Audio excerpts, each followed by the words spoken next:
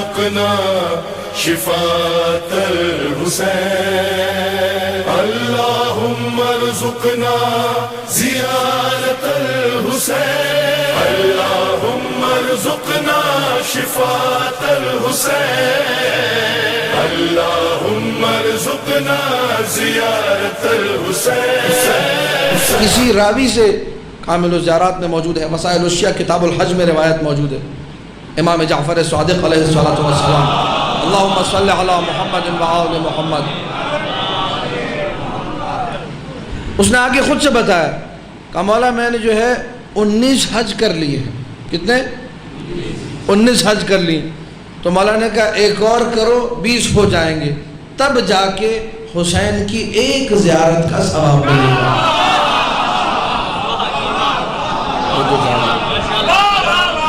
ذکر حسین ابن علی کو سنیے گا، تب جا کے ایک زیارت کا ثواب ملے گا۔ عجیب و غریب روایت ہے، واقعاً عقل انسانی کام کرنا چھوڑ دیتی کہ یہ کیا سلسلہ ہے، کتنی عطا عجیب و غریب ہے پروردگار متعال کی حسین ابن علی کی، عقل سمجھ نہیں پاتی۔ راوی آیا مولا کی خدمت میں، امام جعفر صادق علیہ السلام کی بارگاہ میں، اللہم صلی علی محمد وآل محمد۔ پوری توجہ سے سنیے گا اس روایت کو۔ امام حی، زندہ امام معصوم کی خدمت میں آیا، اور امام کیا کہہ رہے ہیں، لب و لہجہ دیکھیے، روایت دیکھیے، اور اپنے سر کو پکڑ کے بیٹھ جائے کہ میں چھوٹا ہوں، میرے ظرف میں کمی ہے، میرے اندر طہارت کی کمی ہے، میں کمزور ہوں، میں ان باتوں کو اتنی جلدی ہضم نہیں کر پاؤں گا۔ اس نے بھی ہضم نہیں کیا جس سے مولا نے کہا تھا، جو مولا کی نگاہوں کے سامنے تھا۔ مولا نے کہا کتنا اچھا ہوتا تم اس عمل سے، کس عمل سے؟ جعفر صادق کی زیارت، زندہ امام کی زیارت، اس سے زیادہ افضل عمل انجام دیتے۔ اس نے کہا مولا یہ جملہ میرے دل پہ بڑا گراں گزرا ہے، میں سمجھ نہیں پایا، میں ہضم نہیں کر پایا، آپ کیا کہہ رہے ہیں؟ آپ کا محب ہوں، آپ کا چاہنے والا ہوں، آپ امام مفترض الطاعہ ہیں، آپ کی زیارت کو آیا ہوں، اور آپ کہہ رہے ہیں اس سے زیادہ افضل عمل؟ کہاں؟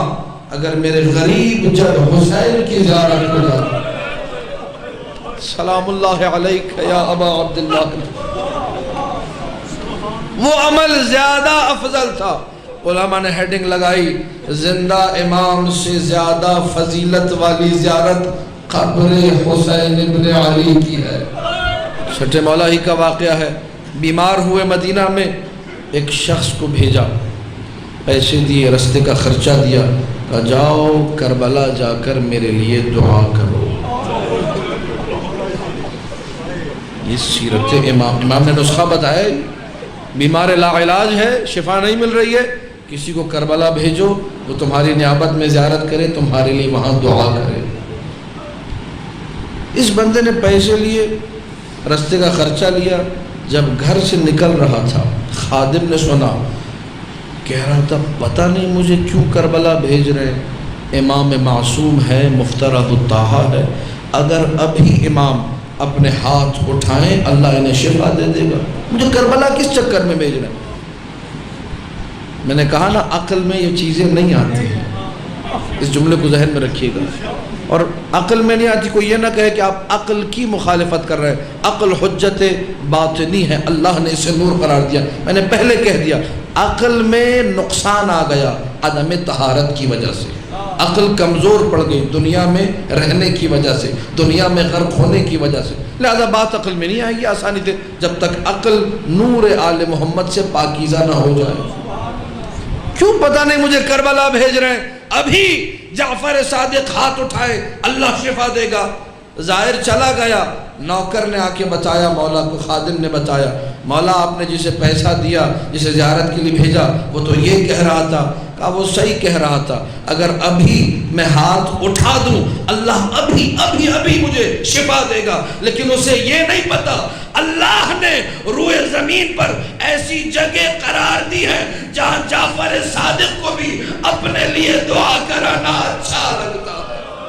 سمجھیے گا کربلا کو، اجابت الدعاء تحت قربتے، دعائیں قبول ہوتی ہیں قبہ حسین کے نیچے۔ ہر امام احترام کرتا ہے زائر حسین کا۔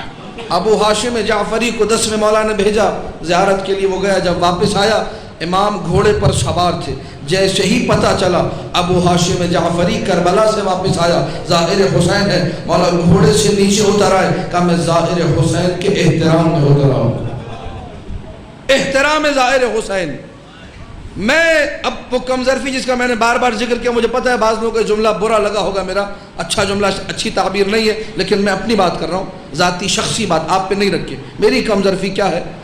امام ظاہر حسین کا، امام معصوم ظاہر حسین کا استقبال کرتے ہیں۔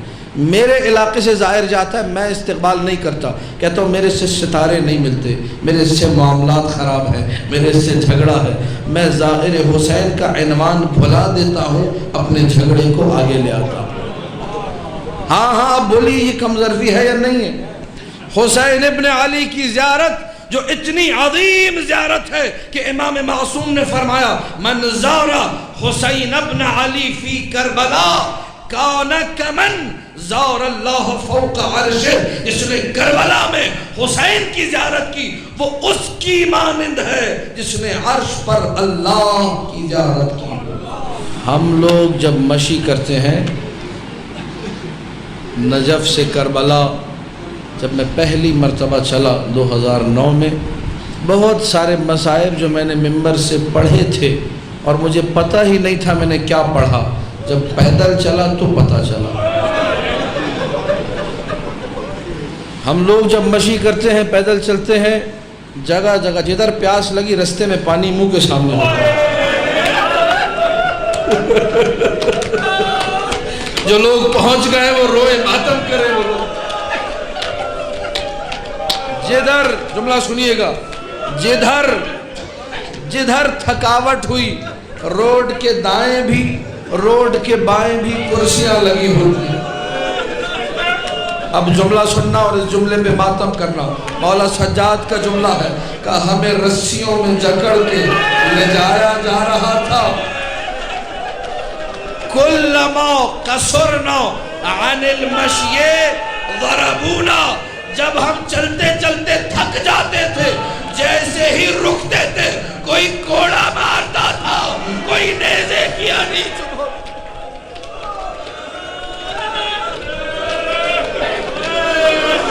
حسین کی زیارت ہے، حسین ابن علی کی زیارت ہے۔ ایک یہ روایت سن لیجئے، پھر مصائب کے چند جملے سناؤں گا۔ ایک روایت سن لیجئے، حسین ابن علی کی زیارت ہم لوگ بڑی آسانی سے کر لیتے ہیں، چاروں طرف استقبال ہو رہا ہے، کون آ رہا ہے؟ حسین کا زائر آ رہا ہے۔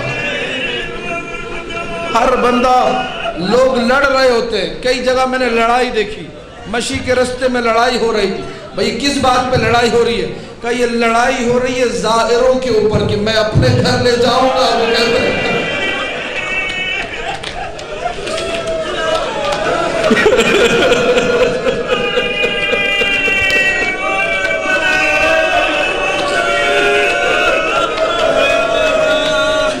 سمجھ میں آ رہی ہے آل محمد کی مظلومیت، سمجھ میں آ رہا ہے آل محمد کا درد۔ چاروں طرف ظاہر کا استقبال ہو رہا ہے۔ زیارت ان لوگوں نے کی تھی، جملے سنیے، مجھے اجازت دیجئے جملے عرض کروں۔ زیارت ان لوگوں نے کی تھی جو متوکل کے زمانے میں سالوں کا سفر پیدل کر کے زیارت ہوا، مہینوں چلتے تھے، جب روضہ حسین کے سامنے پہنچتے تھے گر جاتے تھے، مولا اب ہم سے قدم نہیں اٹھ رہے۔